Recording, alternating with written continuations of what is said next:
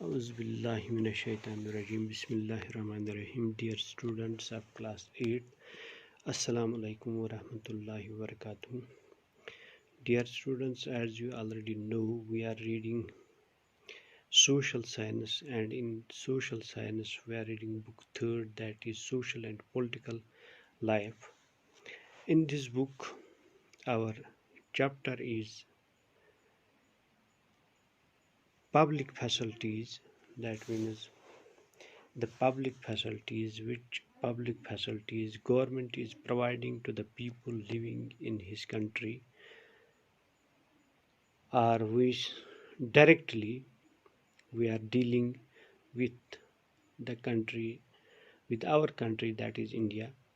And in India, you know, it is a vast country and its population is very large. So long as area is concerned, in all respects it is a vast country, and in this country there are certain areas where the basic facilities, there is lack of basic facilities. In some areas there is shortage of water, scarcity of water, and in some areas there are other facilities, or there is,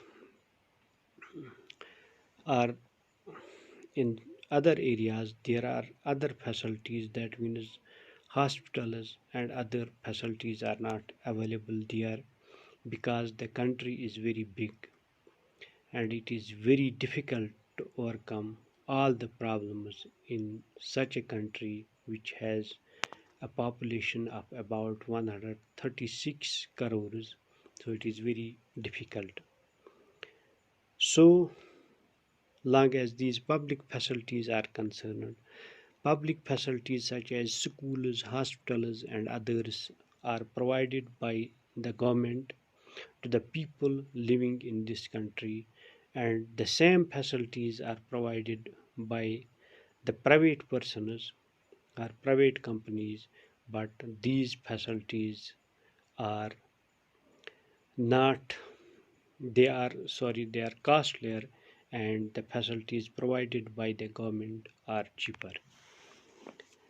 So in this way, the public facilities, they relate to people's basic needs. That means people living in the country, their basic needs, and the modern society requires that these facilities are provided so that people's basic needs are met. The right to life that the Constitution guarantees is for all people, persons living in this country. The responsibility to provide public facilities therefore must be that of the government. प्यारे बच्चों, जैसा कि आपको पता है हम social science पढ़ते हैं, और इस सोशल साइंस में हम third, that means social and political life पढ़ रहे हैं, और इसमें हमारा जो चैप्टर है वो है पब्लिक फैसिलिटीज़। और पब्लिक फैसिलिटीज़ जो है, यानी हिंदुस्तान जैसे मुल्क में जिसमें हम रहते हैं, जिसकी आबादी 136 करोड़ से भी अलावा है, तो इसमें बहुत से ऐसे एरियाज़ हैं जिनमें लेक ऑफ पब्लिक फैसिलिटीज़ हैं। कुछ एरियाज़ ऐसे हैं जहाँ पानी की किल्लत है। सपोज़ तमिलनाडु का यहाँ पर जिक्र किया गया है। इसकी कैपिटल जो है चेन्नई, जिसको आमतौर पर हेल्थ कैपिटल ऑफ इंडिया के नाम से जो मशहूर है, क्योंकि हेल्थ फैसिलिटीज़ वहाँ सबसे ज़्यादा है हिंदुस्तान में। लेकिन जहाँ तक एक बेसिक फैसिलिटी वाटर का, यानी पानी का अगर हम जिक्र करेंगे, तो उस हिसाब से यानी वो फैसिलिटी वहाँ पर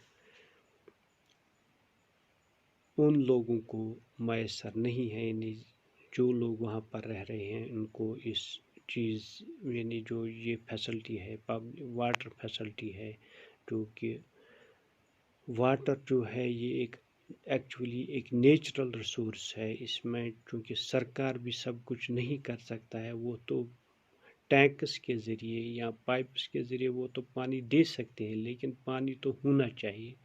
ये प्रॉब्लम है वहाँ पर, क्योंकि वहाँ कुछ एरियाज़ ऐसे हैं जहाँ पर 4-4, 5-5 साल بارش پڑتی ہی نہیں ہے، تو جب بارش بھی نہیں پڑتی ہے، جب اگر ہم کہیں پہ کنواں کھودیں گے یا کچھ کریں گے اس میں بھی پانی نہیں آئے گا، یہ تو سیدھی سی بات ہے۔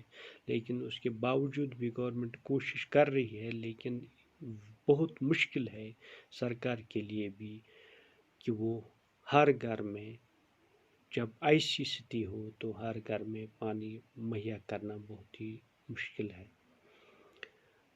تو اگر ہم دوسرے فیسلٹیز یعنی جہاں تک ہیلتھ فیسلٹیز کا تعلق ہے، ہاسپٹلز کا تعلق ہے، سکولز کا تعلق ہے، وہ تو گورنمنٹ ہاسپٹلز میں تو سستے میں علاج ہوتا ہے۔ اگر ہم دہلی کی بات کریں گے تو وہاں جو گورنمنٹ ہاسپٹلز ہیں وہاں پر ٹوٹلی جو میڈیسن ہے وہ فری ہے، ٹکٹ کا کوئی پیسہ نہیں ہے، تو فیسلٹیز جو ہے وہ تو وہاں پر فریلی اویلیبل ہے۔ یعنی کوئی بھی غریب اگر اس کو کوئی پرابلم ہو ہیلتھ ریلیٹڈ تو اس کو دوائی بھی وہاں سے ہی میسر ہوتی ہے، اور وہ بھی فری میں۔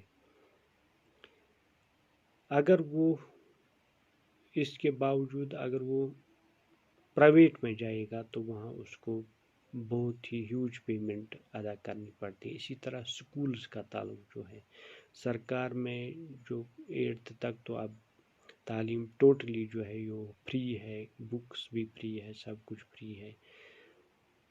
اگر وہی بچہ یعنی اگر وہ سرکاری اسکول میں پڑھے گا اور ٹیچر اچھے ڈھنگ سے پڑھائے گا تو اس کو کوئی ضرورت نہیں ہے کہ غریب کے بچے کو کوئی ضرورت نہیں ہے کہ وہ کسی پرائیویٹ اسکول میں جائے۔ اگر وہی پرائیویٹ میں جائے گا تو وہاں اس کو ہیوج اماؤنٹ پے کرنا پڑتا ہے ایڈمیشن کے نام پر اور دوسری چیزوں کے نام پر۔ اسی طرح ماڈرن سوسائٹی میں جب ہم دیکھتے ہیں یعنی جو فیسلٹیز ہیں یعنی لوگوں کے ایکچولی سرکار کو یہ کرنا ہوتا ہے کہ جو لوگوں کے بیسک نیڈس ہیں وہ فلفل کرنے ہوتے ہیں، کیونکہ کانسٹیٹیوشن اس چیز کی گارنٹی بھی دیتا ہے ہندوستان کا۔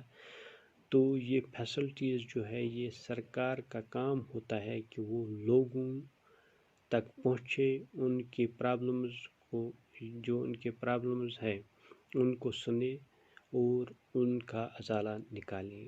تو یہ سرکار کی ذمہ داری ہوتی ہے، کیونکہ ہر سال آپ دیکھتے ہیں بجٹس بنتے ہیں، پلانز بنتے ہیں، تو لوگ جو ہیں وہ ٹیکس پے کرتے ہیں، whether directly or indirectly they pay the tax، اور وہی ٹیکس جو ہے اسی سے جو ہے ملک کا کام جو چلتا ہے وہ اسی سے چلتا ہے، جو ریونیو کلیکشن وہاں پر ہوتی ہے ٹیکس کے فارم میں اور دوسرے فارمز میں جو ریسورسز وغیرہ ملک میں ہوتے ہیں ان کے تھرو جو ہوتے ہیں، تو وہی پیسہ جو ہے وہ یوز ہوتا ہے پھر پبلک لوگوں کو پبلک فیسلٹیز پرووائڈ کرنے میں، اور دوسری جو چیز ہیں سرکار کے یا دوسرے جو سرکار چلانے کے لیے جو چیزیں ضروری ہوتی ہے وہ سب چیزیں جو ہے وہ اسی سے ہمیں میسر ہوتی ہے۔ اس کو ہم کنٹینیو کریں گے، باقی وسلام۔